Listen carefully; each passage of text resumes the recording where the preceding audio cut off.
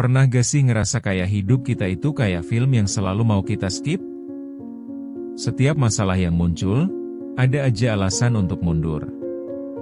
Dari kerjaan yang numpuk, hubungan yang belum jelas, sampai hal sepele kayak nyusun daftar belanja.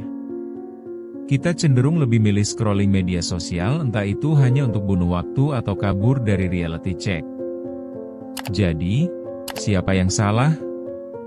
Kita atau cara berpikir kita?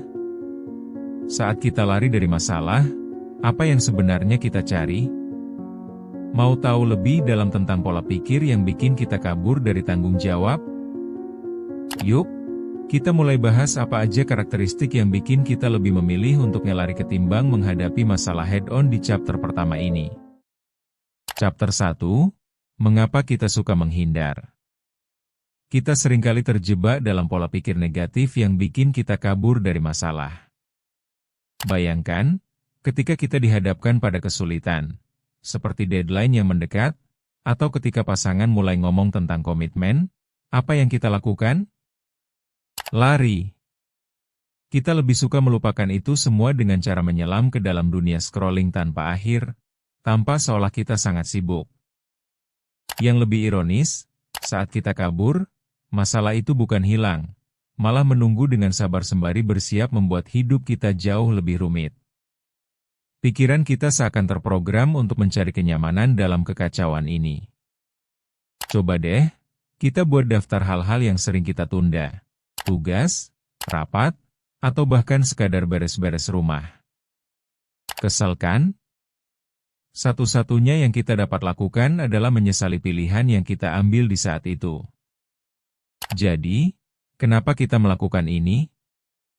Apakah karena kita tahu bahwa menghadapi masalah mengundang banyak rasa sakit?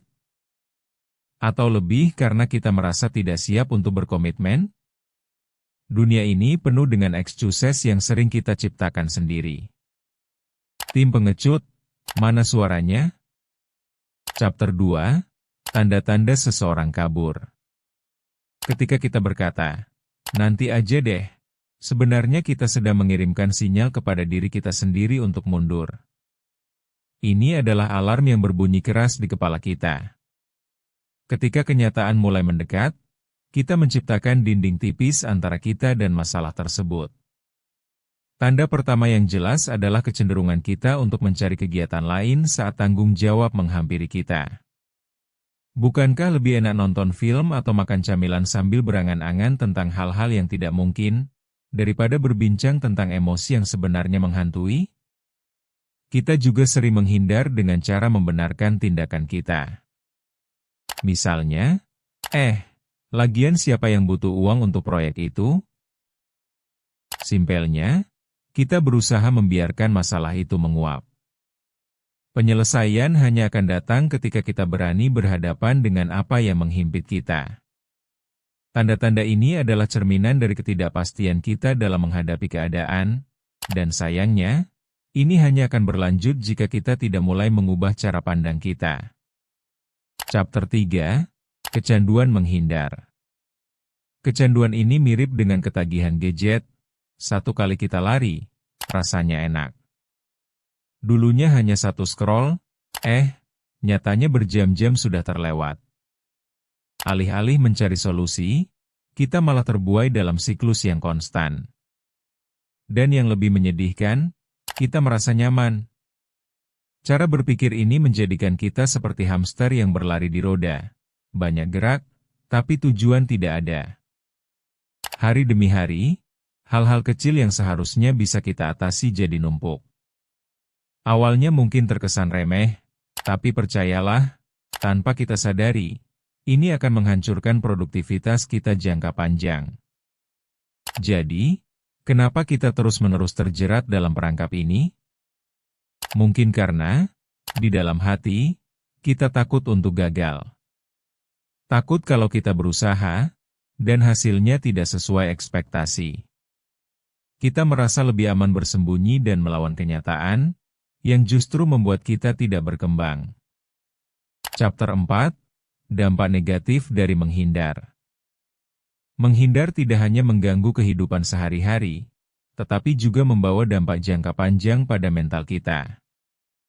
Kecenderungan untuk lari mengubah kita menjadi individu yang kurang peka. Ini bakal langsung tampak ketika kita tidak bisa berkomunikasi dengan orang lain, karena ketidakmampuan kita untuk mengatasi emosi sendiri. Apakah pernah ada perasaan terjepit ketika berhadapan dengan teman yang mulai membuka topik-topik yang kita abaikan? Jujur saja, pergulatan batin ini bikin kita merasa aneh dan canggung. Jadi, dampaknya tidak hanya dirasakan di bidang pekerjaan, tetapi juga dalam hubungan personal kita. Jangan sampai kehadiran kita di tengah-tengah orang lain hanya menjadi bayangan dari diri yang sebenarnya, seperti tidak ada ikatan yang tulus di dalamnya. Jadi, belajar untuk menghadapi masalah adalah suatu keharusan agar kita tidak berakhir sebagai individu yang kehilangan kemanusiaan kita sendiri. Chapter 5, Bagaimana menghadapi masalah. Hadirin, saatnya kita membahas solusi. Pertama, mulai langkah kecil. Cobalah untuk menyelesaikan satu tugas kecil yang mungkin sudah kita tunda. Ini bakal membantu kita membangun kepercayaan diri. Kedua, refleksi diri. Mengapa kita menghindar?